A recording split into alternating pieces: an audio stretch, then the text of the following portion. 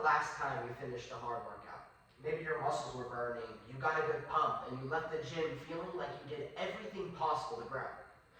But the actual muscle building process does not happen while you are doing the set. The workout starts the process. What you do after the workout helps determine whether your body can actually adapt to it.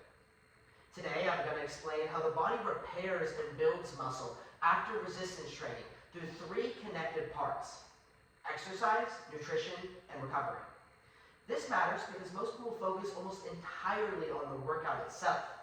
They may chase soreness, rush to drink a shake immediately after training, or feel guilty for taking a rest day. In reality, muscle growth is a long-term adaptation that depends on all 3 parts working together.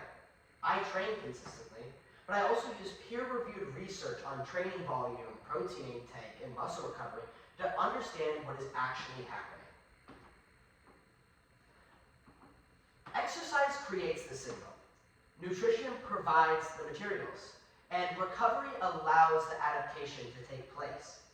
When you repeat the cycle over weeks and months, you can build muscle. Hypertrophy is just a scientific term for an increase in muscle size. It happens when muscle protein synthesis, which is the building of muscle proteins, exceeds muscle protein breakdown or atrophy over time. Not after one perfect workout or one protein shake or one rest day does this occur. It's a cumulative result of this repeating process. First, exercise creates the stimulus.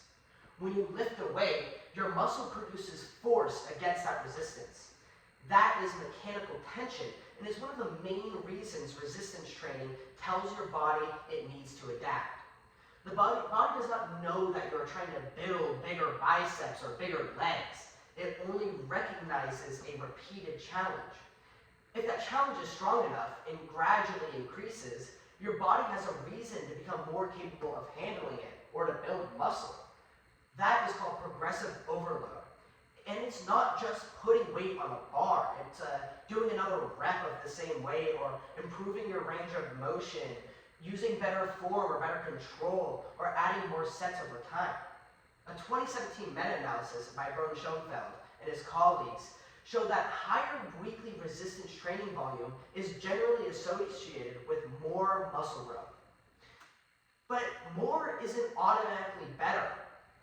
Enough volume, not endless volume, is important to remember because your recovery capacity sets the limit. Also, soreness is not a direct correlation with growth at all. Felipe Damas and his colleagues showed that early increase in protein synthesis after unfamiliar training can be heavily related to repair from muscle damage. So extreme soreness may mean that you did something new, but not that you created more growth.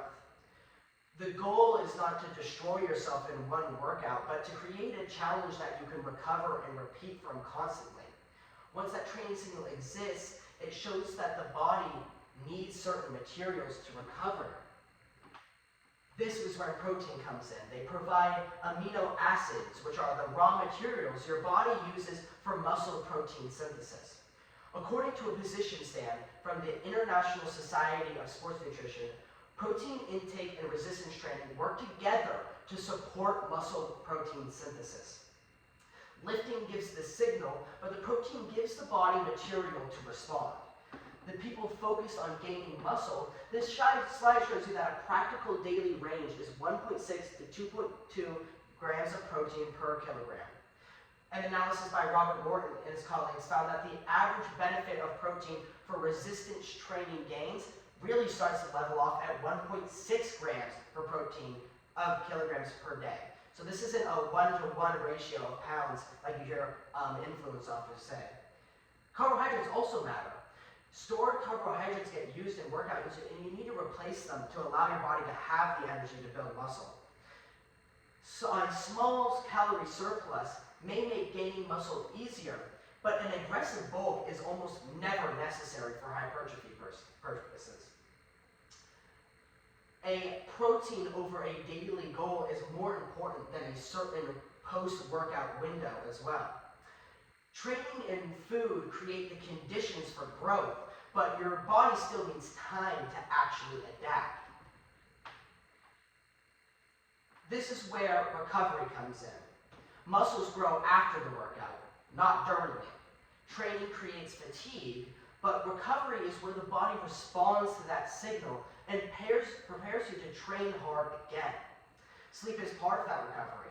It's not magic by itself inherently, but poor sleep can make it harder to train with good quality or to manage your fatigue and stay consistent in the gym. Food, stress, or your overall training load matter too. Rest days are not wasted days. They are what help you return, able to perform future hard sets with that same quality. If your performance keeps dropping, or your joints always hurt, or you're constantly just so exhausted, adding more work isn't the answer. The goal is to be able to recover and adapt and to train again.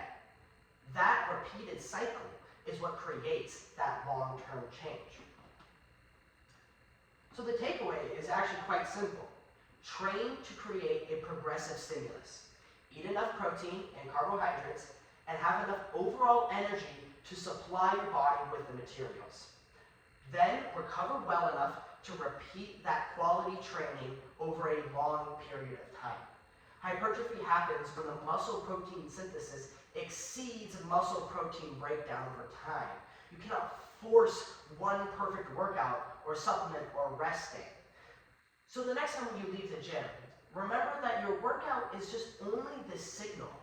The growth happens in between those sessions when training, nutrition, and recovery all together come together at once.